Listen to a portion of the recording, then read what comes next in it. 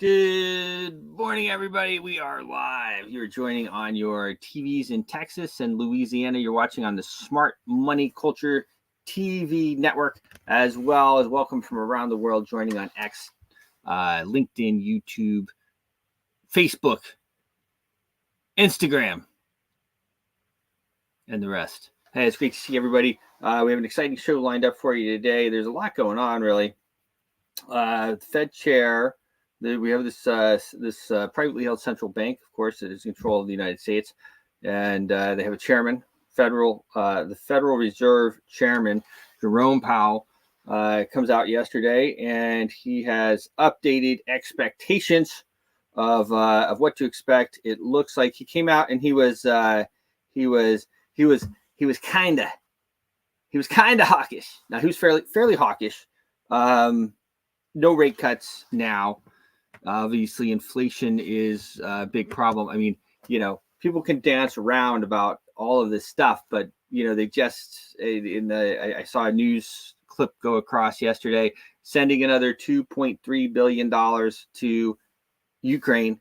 That's got to come from somewhere. That comes from inflation. It's not like this. The money is sitting somewhere and it can just be then sent to the Ukraine. That money has to be printed up, and if that money is printed up, it means it's coming out of inflation, and that means it's coming out of the working people's money. See, if the super wealthy and the upper class, and I would venture to say most people, but I guess it's really not most people. They own a house, they own assets, they own things, and if you own things, then when they dilute the heck out of the money like they've been doing, your value goes up historically, in theory, until the whole thing collapses, right? But they're pretty good at keeping it. I have to say they're pretty good at keeping it going. So your house value goes up, of course, because dollars being diluted. Your assets go up. Again, the dollar is being diluted. So that continues to go up. Your value goes up.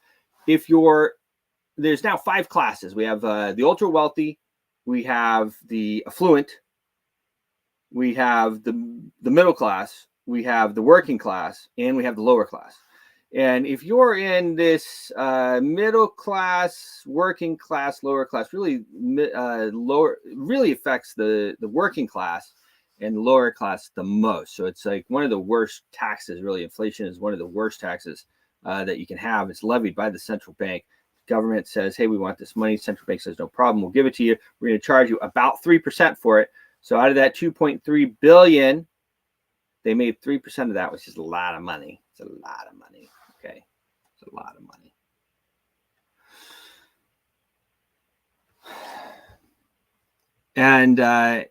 And that if you're a working person, or if you're the working class, or even the middle class and the lower class, and you have a lot of your money maybe tied up in U.S. dollars, you're in U.S. dollars, you're living paycheck to paycheck, you don't have these assets, you're the one who gets taxed the most from this. Remember how they're always like, tax the rich, tax the rich, tax the rich. They always want to tax the rich. That's one of their favorite things to say. Tax the rich. Well, inflation does not tax the rich. It really taxes the poor the most. The people that are in U.S. dollars, the most, that's who gets taxed. So the Fed chair comes out. He says, basically, he has no choice. We're still spending money like crazy. Israel comes out yesterday. I saw a report, and they are, it's all just kind of, whatever. It's all dancing. DC is like Hollywood for ugly people, as I always say. But they said, look, they don't have enough munitions, and they're going to slow the killing in Gaza because they might need the munitions for Lebanon, or however that works. Of course, Netanyahu is coming to Washington later this month. He's going to meet with Biden, and he's also going to speak in Congress. So you already know that there's going to be another $100 billion bill, which I've been telling you about. Every 2 to 3 months, it's really every 2 months they start talking about it, and then it's really every 2 months. So it would be July, and this will be the third over $100 billion aid bill, military aid bill, that they are shoving down our throats. we have really no control. We have absolutely no control. It's wildly not supported by the American people, and each one costs the average American family about $2,000 in inflation. So it's really no joke what's going on here. Okay, so as that he's coming in, of course. I mean, that's why he's coming, because it's wildly unpopular. He's going to come. He's going to tear at the heartstrings. A lot of people equate Israel with the old Israel of the Bible. It's a legal construct. You don't have to support what they're doing over there in order to still, anyway, whatever. But it's people get emotional about it. People get emotional about it is the whole point. So he's going to come over here and they're going to get that money. So expect another $100 billion bill. I've been preparing everybody for it for over a month now. That will happen. But we just slid another $2.3 billion over to the Ukraine. And of course, you cannot lower interest rates because they need the interest rates high. Now, the reason they need the interest rates high is because they have to take that money back. They have to take the money from you in order to give it away. They can't just, they do make it, they print it. People say they print it out of thin air. They don't really print it out of thin air. Every $100 bill, every dollar bill that you hold is actually a tax instrument. So when they want to send it overseas, all the US dollars that you're holding, they're able to take it from there. Now, they're very good at controlling the markets as well. So, market making is one of the things that the central bank does. And so you see, even today, over the last day or two, out of risk assets like commodities, they especially like to do it with Bitcoin. Now, especially that the ETFs and whatnot are holding so much Bitcoin, I think it will be easier for them, but Bitcoin slides a bit. It's easy to take that liquidity out of the market. So if you want to take the money from the people, and I know it's hard for some people to understand, but if I have, $1 million and I put it in a commodities market, some type of commodities market, and the central bank crashes the commodities market, liquidates a bunch of people, or keeps the price lower, that money, maybe I had $1 million and maybe now it's only $800,000. And maybe I got liquidated and it's nothing, or it's way less. And that money is basically gone from circulation. A lot of that money is gone from circulation. Now, if it rebounds, if you hold your position, then of course you will be fine.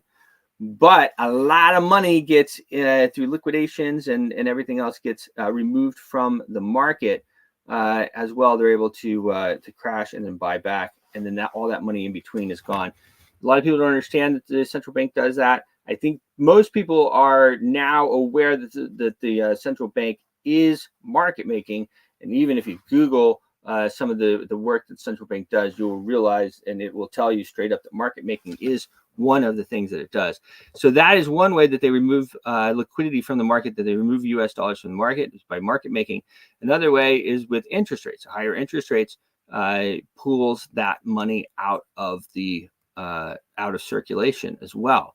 And so there's really, it's hard to see that we get an interest rate cut at this point. I mean, here we are in July. I mean, maybe as well. What do you think, about Biden? I mean, it's pretty interesting, right? Now, I've said I was at Bitcoin Ben's conference there about a year ago, and I told everybody that I thought that they'd already decided that Trump was going to win, and making moves to try to make sure that he wasn't able to do anything. I still pretty much think that as well. I've thought that Joe looks to me like he was acting the whole time. Senile old man. So now he makes his exit, but kind of interesting. So we have one of two things. I guess there could be other things, but to me, it looks like one of two things going on here. Either one, whoever they decide will be the sacrificial lamb, they get Joe out of there. And, Joe's so senile now, he can't be charged with anything. I mean, that's it. There's all kinds of stuff coming out now, of course, of the ballots. I mean, we're like months away from the election, and they're like, oh, yeah, well, actually, Arizona, there was actually 160,000 ballots that were incorrectly cast. And in this Michigan, and, this and that and the other. I don't think there's any real person that looks at what happened in 2020 objectively and doesn't think that there are some serious issues there. So, we have this regime that came in, and by hook or crook, and they should be held accountable. But Biden is going to be too old and senile to be held accountable, and I think that the rest of them as well are not going to be held accountable. I mean, who decided to stop all the counting on the night, in the middle of the night? All the swing states stopped counting simultaneously at the same time. Who made the call?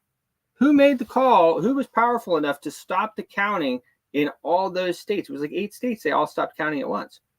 So this was a criminal conspiracy, treasonous conspiracy. It looks to me, I should say, it appears to me, it's a treasonous and criminal conspiracy to overthrow the United States, or at least try. I mean, I don't know. Maybe I'm wrong. It appears to me. So, I don't think, obviously, Joe's going to be, they're going to say he's too old and senile.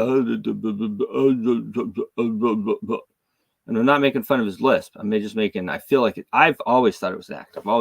So, let's see. So the Fed's kind of hawkish. That it's interesting because that has made DXY as well slide a little bit, but it appears to be maybe making a move back up. We're going to dig in a little bit more in the markets here in a minute, but yeah, it's kind of rebounding now.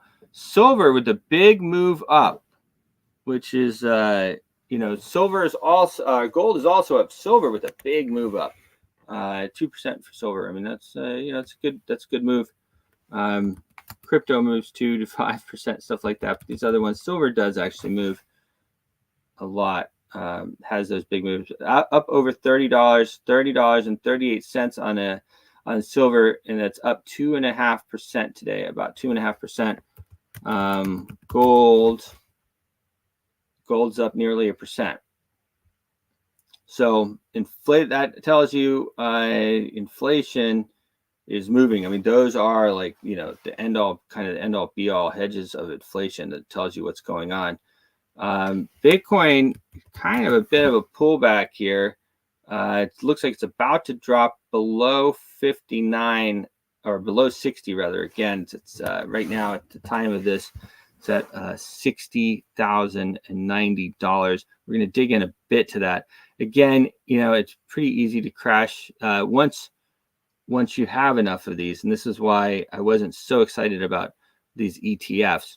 But once so much of this is held by places like that, it becomes easier to crash the markets. And let's face it, 60,000 is very high. Now it could easily go to 100,000. Easily go to 100,000 if they wanted to. But if it goes to 100,000, what does that do? That puts more money in the hands of the American people. And what are they trying to do? They're trying to remove money. They're trying to remove money from circulation so that they can send it overseas. Okay. So it's tricky. The whole thing is very tricky. The central bank, and I've learned this now more than ever before I realize it, the central bank has more tools in their repertoire than you could imagine to take money and to float everything. They basically have the unfettered ability, in perpetuity, as a matter of fact, to tax the American people. So anyway, that's all going on. SCOTUS has made some major moves here. They have really made some major moves.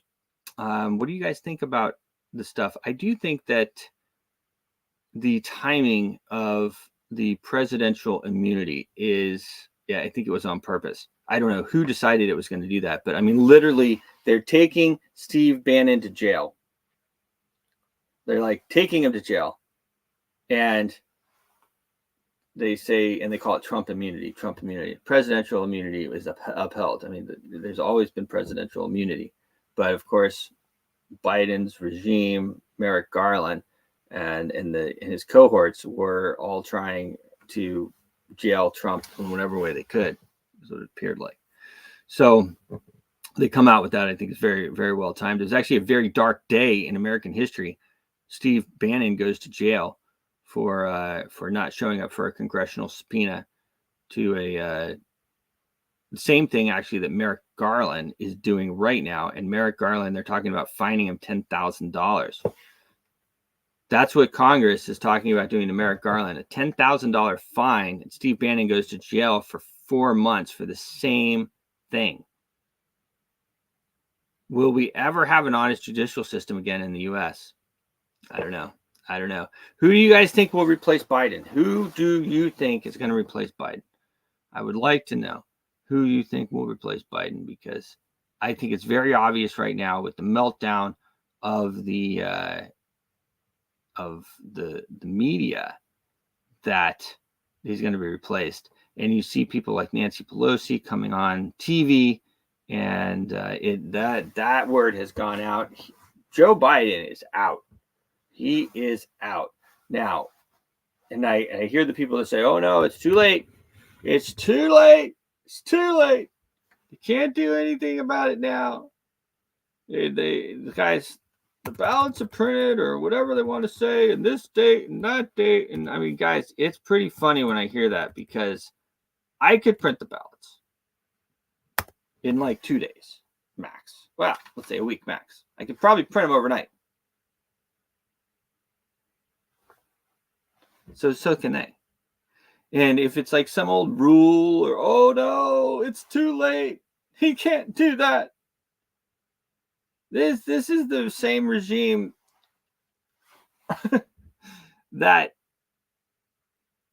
did all the things they did to get in office, and then the same regime that defied everybody, and he paid all the student debts off of your back. The student debts shouldn't even be so high, because they've let the price of college be inflated so much. I don't want to get into all that, but it shouldn't be that high anyway. But it is. So now these kids coming out, they have all this debt, and then Biden decides, okay, well, we're going to quote unquote forgive the debt, which means they're going to again tax the middle class and the working class the most, right, to pay off the debts, because the money doesn't come from nowhere. And the bankers always get their money. So the bankers are getting paid. The people who lent the money are getting paid. So where's the money coming from? Inflation. The money's being printed. Remember, every dollar is a tax instrument. And then they're pulling it out of that. And you're feeling it from inflation. And that's why inflation is going through the roof. All right, we have a market report from my main man, Matt Dixon. Matt Dixon with the market report here. He is doing some stuff with his launch. So I'm going to play this. Let me share my screen here. Great report that we have.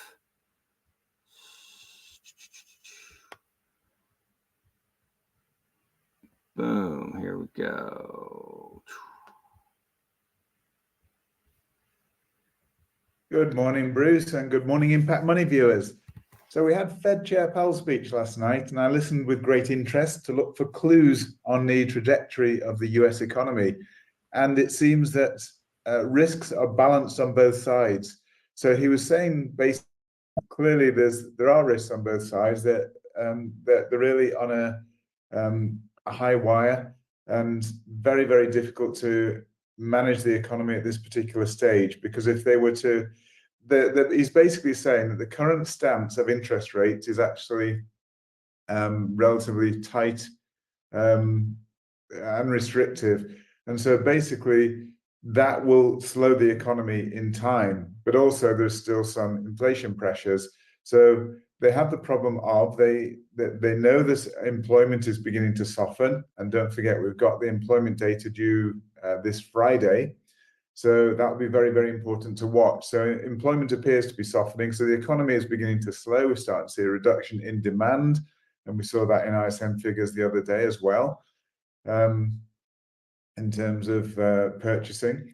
So the economy is softening just a little bit, but also we still have elevated inflation. And inflation, remember, is the thing that was furthest from the mandate, furthest from that 2% target for inflation. And so that was the main target of focus, really, with these high interest rates that we've now sustained for quite a long time in the US. And equity markets and crypto markets are very much on hold. They're treading water, waiting for some sort of change, maybe an easing of monetary policy. And there've been no signs of that. As we very well know, they anticipated 5 interest rate cuts this year, and they've gradually reduced and reduced and reduced. And it now looks as though we're probably only going to get 1 interest rate reduction this year. And even that will need to see a further softening on inflation, because inflation is still fairly high above the target rate. So we'll watch that closely, and we'll watch the employment figures closely on Friday. And obviously then the next figures to be watching will be inflation figures again. Then we'll have next month, we're going to have rate setting again. So at the end of the month. So all these things, the rate setting, the interest rate is what's really going to determine asset prices. But last night, Fed Chair Powell's speech, just to summarize, was fairly hawkish, saying that for the time being, they needed to retain the relatively high interest rates, and there was no indication of dropping interest rates just yet. And that's why we're seeing red pretty much across the board here, across all of the assets, and I say virtually all of the assets. So interestingly, we see gold actually as one of the few assets that's higher. Gold and oil are higher, and virtually everything else is down. So we'll jump first of all actually into gold, I think. And the reason that gold has stayed higher is because what he's saying is effectively inflation is still a bit of an issue. And bear in mind that gold is the traditional hedge against inflation. And also there's a high correlation between the gold price and the oil price, which is why you see both these figures in green. So I think that that's fairly self-explanatory, but I'm still expecting at some point we will see a further push down. But this is a little bit concerning, the fact that interest rates don't look as if they're going to be dropping anytime soon. And as I say, that's why we're seeing red across the board. And I'm going to, jump from gold. As I say, we've done that long enough. We think we're in a correction, and it's going to push higher at some point. But I think we also have potential for down when there is some indication of lowering interest rates. But let me just jump straight over to Bitcoin. So Bitcoin, I think it's very, very interesting, because we've had this long-term ascending parallel channel, which has gone on for over a year now. And we actually respected that channel perfectly recently. When I say recently, I think it was just a very few days ago. I think 25th of June. I think we had it. The low point here, 24th of June. Sorry, that's it. So we touched and respected the support of the long-held parallel channel. We pushed up, and what's concerning is we pushed up in a very clear 3 waves. So we can see that A, B, C. It's actually a 5-3-5, which is called a zigzag. That is a correction. So whilst the overall direction in the market still appears to be impulsively higher, we've been in a very long-term correction. That correction now has gone on since 13th of March this year, and we've been correcting. You can see this choppy sideways movement. Now, what concerns me is obviously this little correction here tells me we're likely to have downside to come below here. What that tells me is this long-held parallel channel is likely to break. I think price will break below it. And the most likely target would be the 100%. So what I've done, I've measured this from the top of this wave to the bottom of this wave. I've transposed it to the top of this, and it gives me a target here for Bitcoin, potentially 54,000. That's quite worrying, because it's a little bit below where we are now, probably 10% below. Nothing really serious in the overall scheme of things with Bitcoin, but I think there's a real probability, certainly a possibility. So I'll be very, very cautious. I mean, if we do reach that level, I'll certainly be looking to DCA into this and other assets. And another thing that tells me this is a real possibility, we appear to have had some kind of 3 waves down, some kind of 3 waves up, and we're looking at a potential 5 waves down now. So 1, 2, 3, 4, and looking at a final 5th wave down. That would be a 3, a 3, and a 5. And that's basically what's called a flat correction, but it is again a correction. But a correction means we should then push to new all-time highs above the previous all-time high for Bitcoin.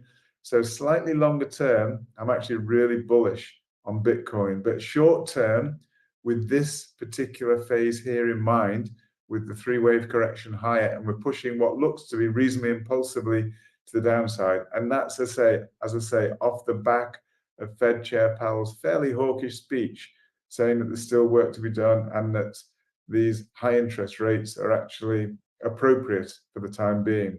So that's why we're pushing down a little bit with the price of risk assets, including Bitcoin.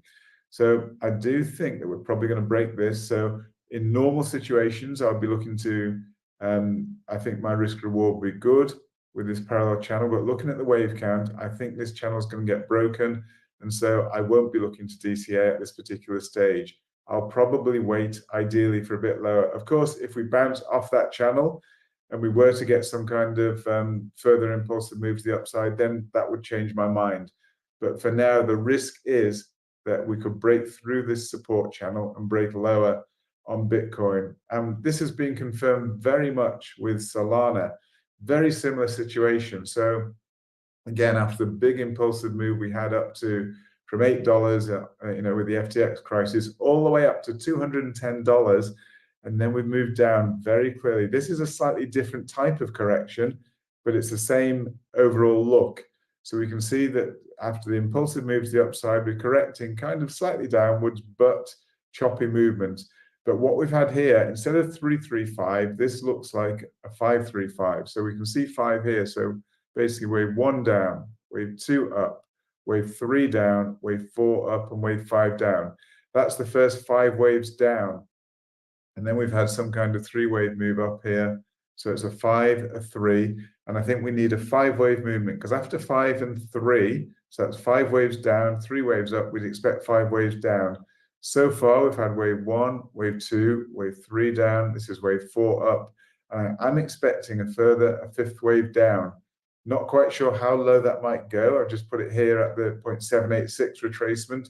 It could even go further to the 100% here. Entirely possible. I mean, Solana is a volatile asset. We can see here on the percentages that amongst the assets is actually the biggest faller of the main ones that I'm following here, falling so far today, 4.56%. So there's a real possibility that Solana will correct a bit lower. That would give me an ideal look for this correction. A 535, I would expect. The B wave didn't reach the A wave here, and I would expect the C wave to go beyond the end of the A wave down here. So I think it would be perfectly reasonable to expect more downside to come on Solana, and that would probably be reflected across the board with other assets, but maybe Solana might be more volatile than most. So that's 2 assets that fit together like pieces of a jigsaw, telling us the overall look is likely to be to the downside. So we'll look around at a couple of others. We'll look at Ethereum once again. Surprisingly, because we had the green light for the Ethereum ETF, but it looks as though potentially we've clearly had some kind of corrective move down. This may have been an impulsive move to the upside. So Ethereum is a little bit less certain in terms of whether we'll actually complete a further correction to the downside, maybe perhaps a little bit lower. But I do think that Ethereum is probably one of the brighter assets at the moment.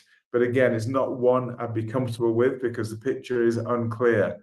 We've had, it's in a choppy correction at the moment.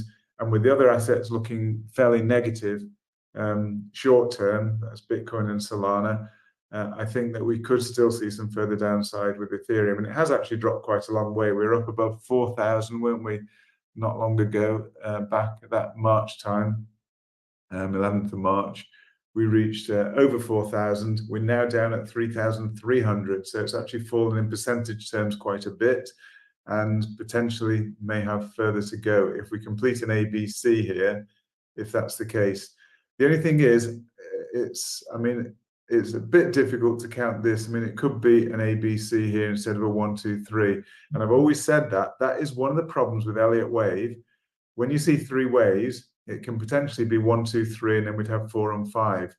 Now, at the moment, that's still a possibility because this wave down here hasn't gone into territory of this, what I've got labeled as wave 1 here. Now, if price were to drop below this here, this level here, 3,216, then we would know that this is an ABC correction complete and we're pushing further down. So that's the area I'm going to be watching for, the top of this wave 1. When I'll just put the line on there so you can see very clearly. Horizontal ray there from the top of wave 1 here. You can see it was respected. We didn't cross into that territory, but if price were to drop lower and cross into this territory, we then know that this is a 3 down, a 3 up, and we probably expect 5 waves down, which will take us a bit lower still on Ethereum. So there are some risks to the downside short term, but again, this looks to be corrective overall, longer term. And so I'm still really confident that these markets will push to, substantial new highs here. Certainly for Bitcoin, all-time high. For Ethereum, there's a real chance of all-time high.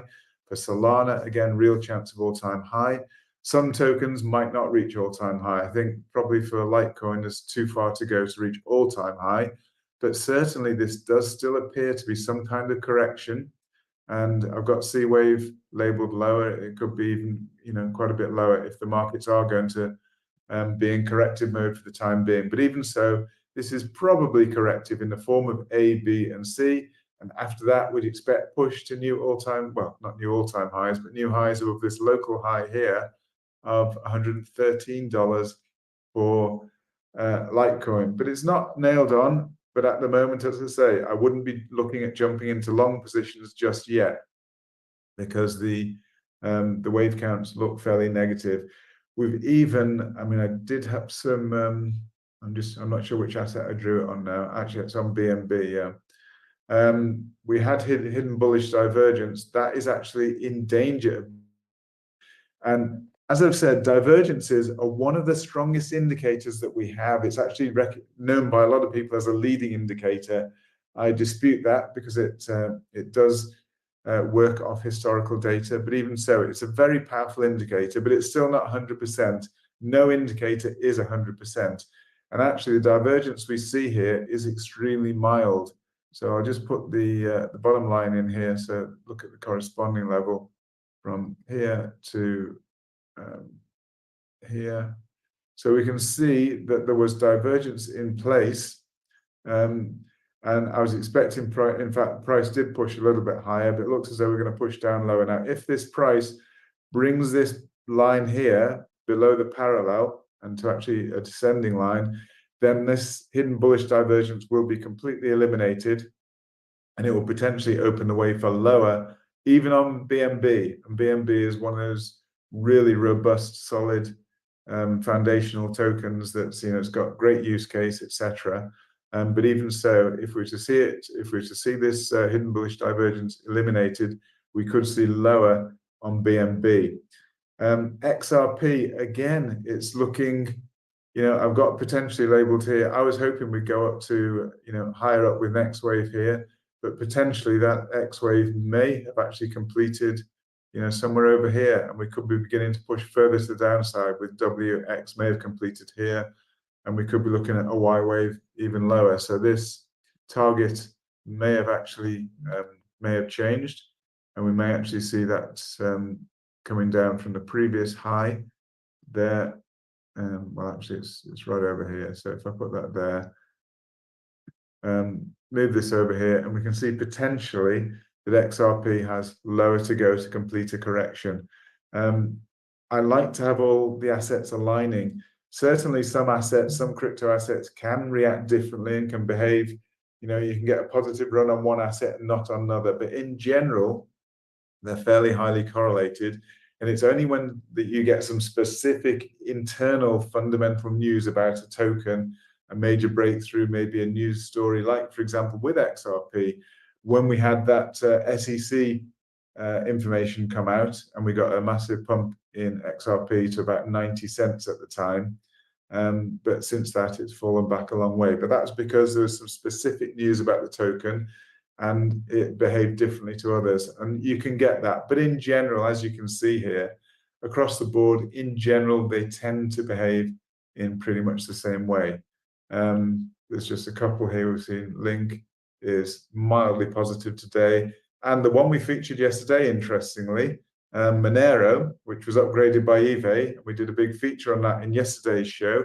Monero is actually positive. So again, showing a bit of the power of eBay ratings there, that in a down market, it actually managed to pick out a token to appreciate even in an overall down market. So that's an amazing validation of the eBay ratings as far as I'm concerned. We'll just look at a couple of others before we head off.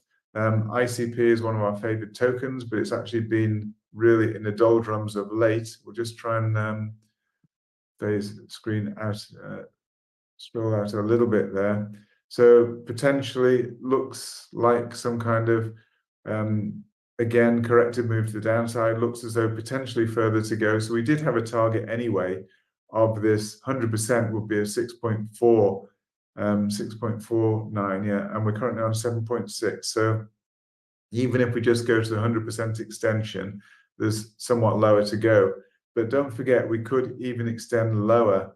It doesn't have to be 100%. The next most common after 100% is actually 1.618. Now, I really don't think ICP is going to go that low, but I'm just saying we could get a further extension. And it's not always that it goes to a Fibonacci extension. Fib extensions are great tools because probability is high that prices will turn on a Fib level, but it's not 100% of the time. In fact, in a particular cycle, for example, in an impulsive cycle where you have a 1, 2, 3, 4, 5, there's normally only 2 of the 3 impulsive waves, that's 1, 3, and 5. Only 2 of those waves normally have a Fibonacci relationship. So 2 out of 3 there. So we're talking about Fib relationships maybe in 66% of the time. So what I'm trying to illustrate is 66% of the time clearly isn't all the time. And so it's not necessary that we will reach a fixed Fib number here or even 100% extension. So, but I'm just saying overall to fit the jigsaw pieces together, it's looking to me as though we potentially have a bit of downside to come on the market. A lot of people are bored of this market, but it's because we're in the summer and you get the summer doldrums, even in crypto, and crypto is becoming more and more institutional adoption, especially with Bitcoin and gradually more Ethereum, and probably in the near future Solana. So it's becoming more and more institutional, and we get this summer break, and also it's election year, so things are just it is a pretty boring time to be trading. And I just said to somebody, maybe it's a good opportunity for scalping. So with my trading, I actually change my trade strategy depending on how markets are. So when markets are in volatile and really swinging mode, I will look to take some bigger, longer term trades. But when markets are really choppy like this, I'll often be jumping in and out of short term trades and just scalping little profits where I can. So I actually jumped out of a couple of long positions recently before this current fall now. In fact, just this weekend, I jumped out of positions because I was a little bit concerned that we may see some downside. That's what we're apparently seeing now. And I don't know, obviously markets can turn. I can't predict the markets, but I just go on risk reward.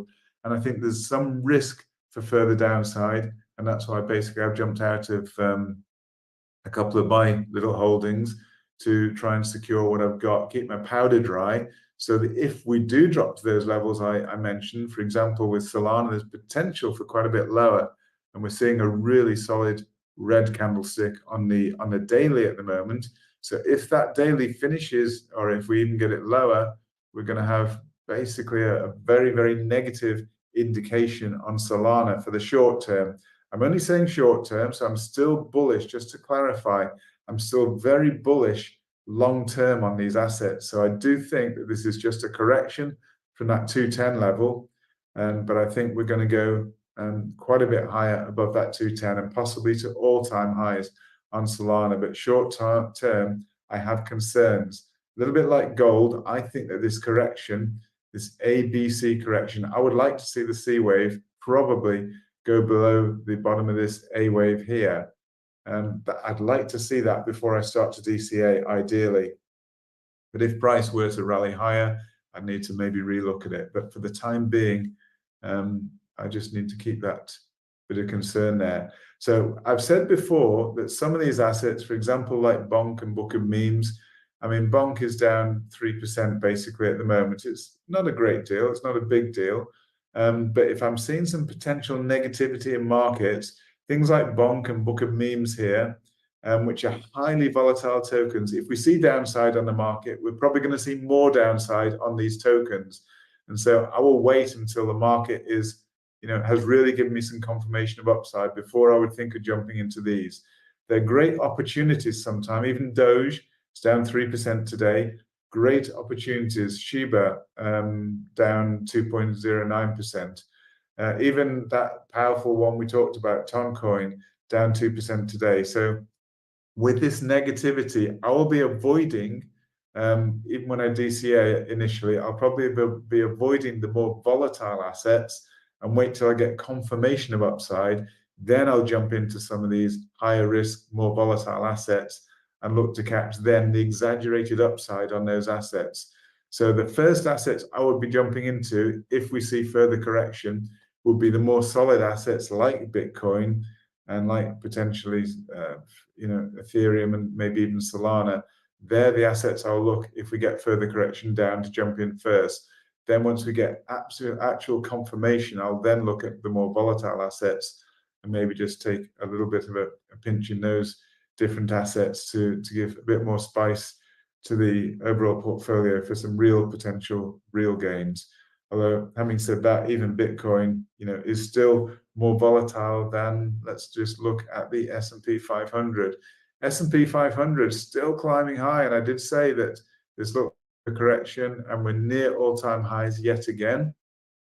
So it's just amazing how the stock markets are still pushing higher and higher, really. We've seen a bit of a correction on risk assets, cryptocurrencies.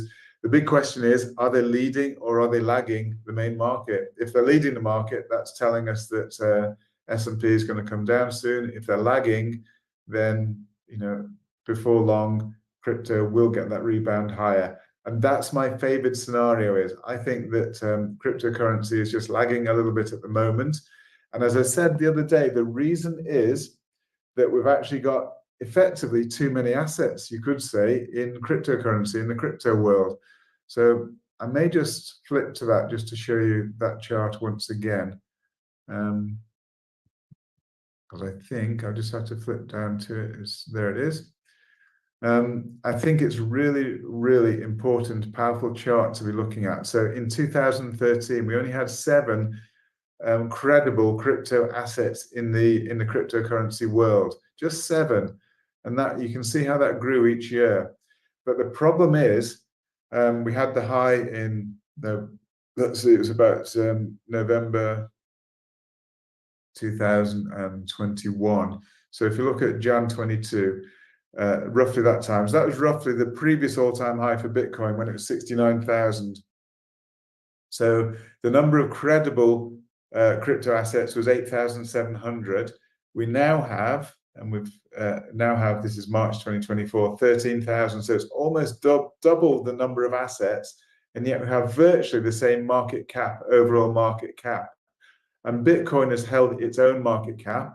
So in other words, all of those other assets, the reason they've fallen is we've got twice as many assets with only the same amount of capital chasing that twice as many assets. That is why altcoins are lagging, and people look for reasons and try to think of magical reasons as to why it's happening. This is just clear, logical numbers as to why it's happening. So we need to have some change in the market. We need to have basically some kind of greater adoption. We need to have more liquidity in the market, and that will only come when the economic conditions change.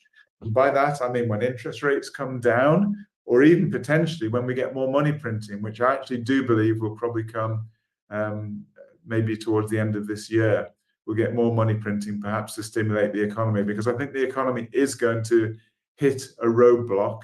I think we're going to see recession at some point in the US, and at some point they'll start to print money again. That means there's more liquidity, and then this issue that we have here of too many tokens with the same amount of money will change, because then we'll still have these tokens, but we'll have a lot more money sloshing around with the money printing. They're creating money out of thin air, and it has to go somewhere, and it will go into these risk assets, and it'll pump the risk assets once again. So this is why I think there's a reasonable chance that though short term, I think the markets are looking a little bit risky, a little bit potentially negative, but longer term, I'm still really positive because I think there's going to be more money in the system. I think that will address this problem that we have, and that should push markets higher.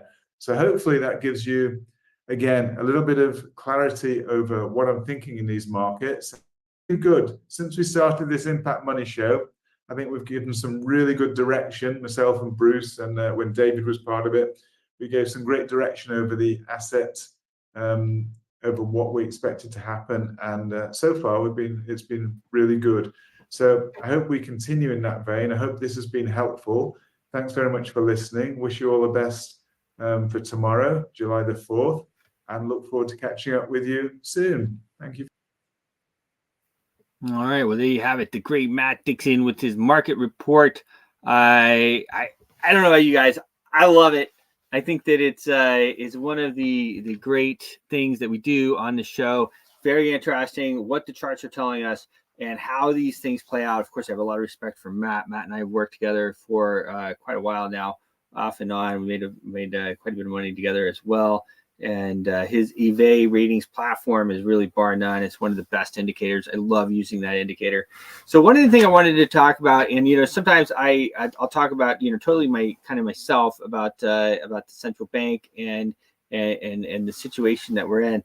The central bank is able to really control everything that we're doing, and all of our money supply. They can print it and they can take it, and they can take it from inflation by just taking the value, by diluting it.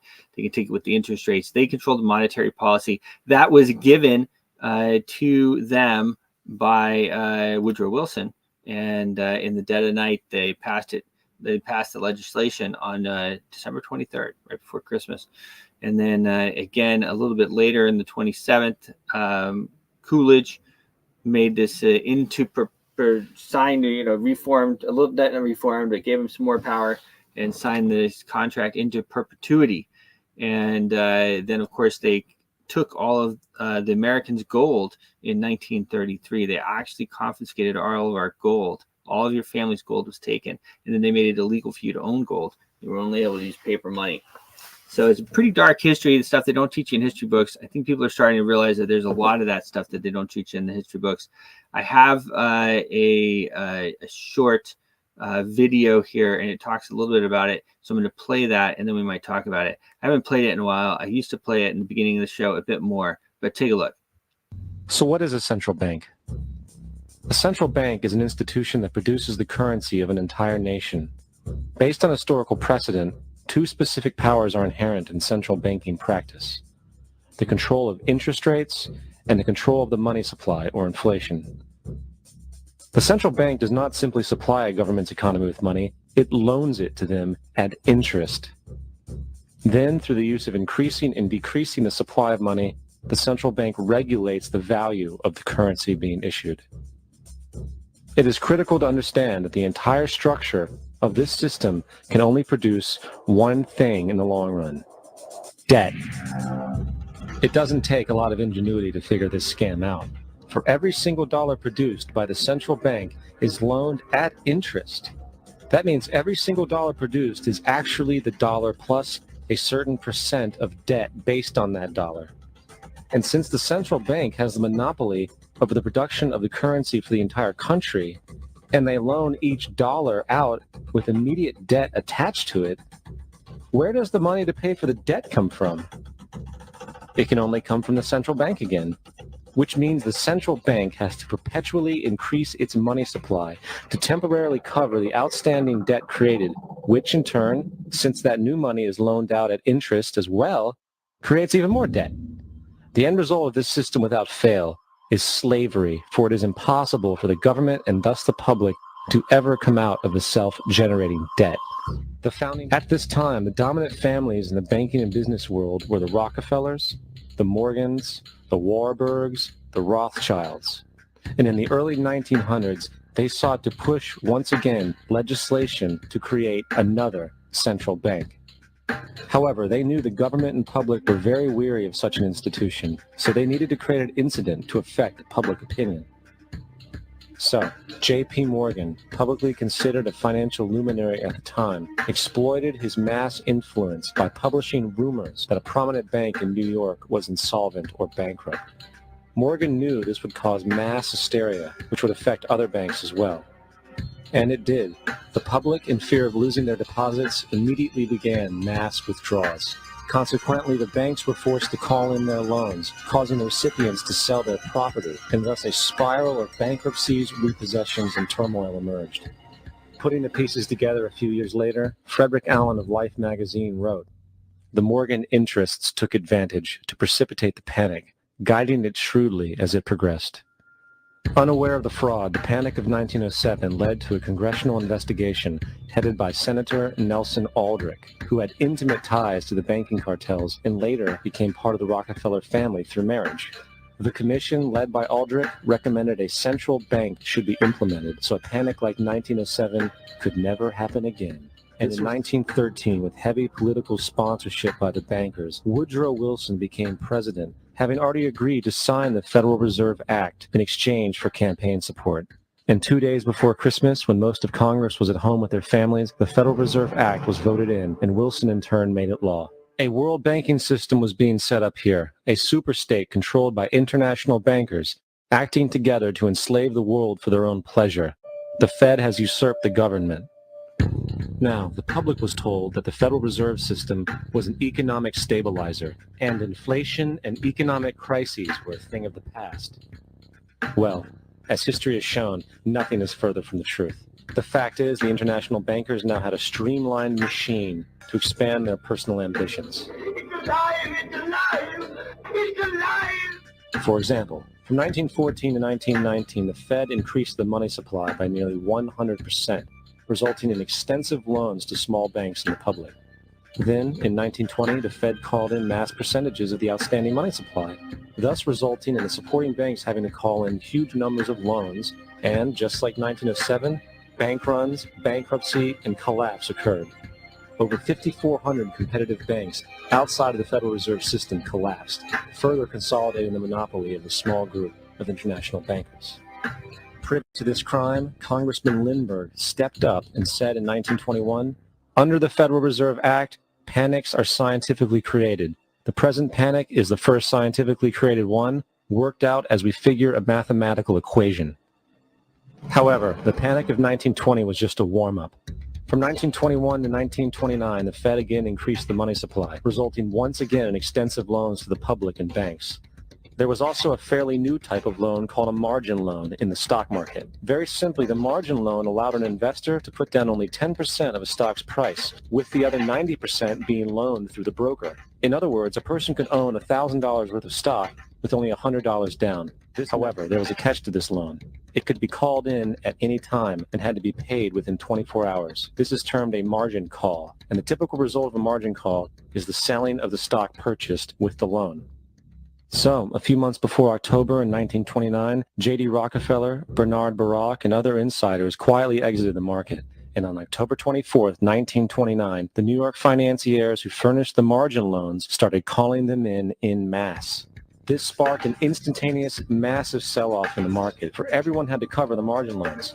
It then triggered mass bank runs for the same reason, in turn collapsing over 16,000 banks, enabling the conspiring international bankers to not only buy up rival banks at a discount, but to also buy up whole corporations at pennies on the dollar. It was the greatest robbery in American history. But that didn't stop there. Rather than expanding the money supply in order to recover from this economic collapse, the Fed actually contracted it, fueling one of the largest depressions in history. It's the biggest scam in American history. That's what they don't teach you. They don't teach you that stuff because they were in control. The same people that own the banks. Of course, if you own the banks and you own the money supply, okay, you control the company. You can pay off whoever you want. If you go against them And I'm not saying that Thomas Massey's wife was assassinated, but she did end up mysteriously passing away just weeks after he strongly came out against the central bank, the Federal Reserve, AIPAC, telling everybody that everybody in Congress had an AIPAC person. JFK also came out against the central bank, against AIPAC as well. It was called ACZ or something back then. He made them register as foreign agents. And he was assassinated. So what I just played was a very important history, though. You should watch it again. You should back up the video, and you should watch it a couple times just to understand, because it's actually even worse than that. It's even worse than that. They didn't talk about, the Titanic. They loaded up basically all the big guys who opposed the central bank into the Titanic, and the Titanic went down. Now, again, I don't know if it was on purpose or not. JP Morgan mysteriously stepped to the side and didn't go. He was supposed to go on the Titanic, and he didn't. And then, very shortly later, the central bank was passed. So I want everybody, and I talk about it quite a bit, and it's easy in life to just be reactionary. We're reactionary all the time, right? Something happens, we react. Something happens, we react. We're reactionary all the time. We're all the time. Very often, we're reactionary. But it's important to understand, even if you want to continue being actionary, that there are people in the world that are acting not reactionary. They're thinking what you are going to react. How is the public going to react? When they talked about how they orchestrated the bank run, they all exited the markets, and then they crashed the markets, called in all the margin calls. Okay. The public was reactionary, but they were the ones pulling the strings. They were the ones doing it, and they orchestrated this mass takeover of all of the other banks, pretty much 16,000 banks that were in the U.S., as well as corporations, and they brought on pennies on the dollar. And it was an orchestrated crash. You can look back and see how it happened and put that together. Woodrow Wilson, in his later writings, said that passing the Federal Reserve Act was the worst thing he ever did. He gave control. He literally said he gave control of America to a small group of foreign people. There is only one way forward. There's only one way forward, and that is we have to get out from under the Federal Reserve. We have no choice. Your kids will not have any future. At no point is the central bank going to start giving money back to you and your future generations. They are only going to continue taking it. Think about that for a moment and let it sit in. And if you think I'm wrong, because it's a really important statement. Do you think that the central bank is going to give you back or give your kids money?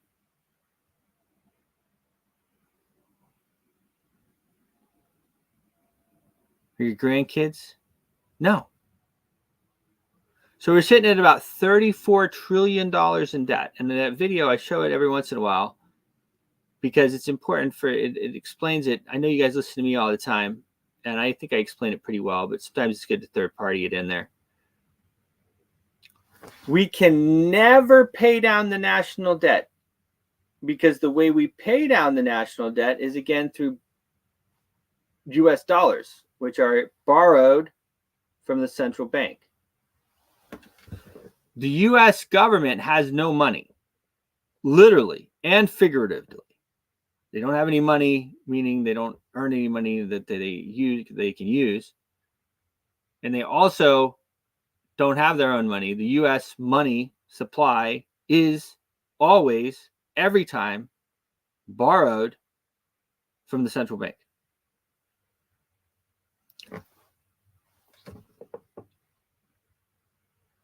Now, I could get into more and more of it. I mean, this is why, this has been a problem throughout history, as a matter of fact. This central banking system is, it's a construct that has been repeated over and over again. If you remember, even Jesus threw out the money changers. People kind of gloss over that. They don't really understand it, maybe. There's a lot of stuff actually in the Bible that people don't understand. It has been, a lot of it has been lost in translation, I'll say. But I'm not here to preach or anything at the moment. Anyway, I love you guys.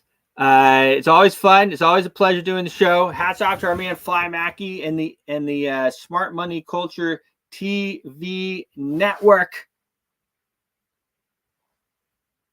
We have a lot of fun. I want everybody to enjoy the time with your family. Okay, enjoy the time with your family, and let's save America. Your voice is powerful. When combined with social engagement, it's a force for change. Decentralized media paired with free speech is the catalyst for an empowered world and a unified, invaluable ecosystem. Join Global Boost, become a champion of free speech, and help to reshape the future of media.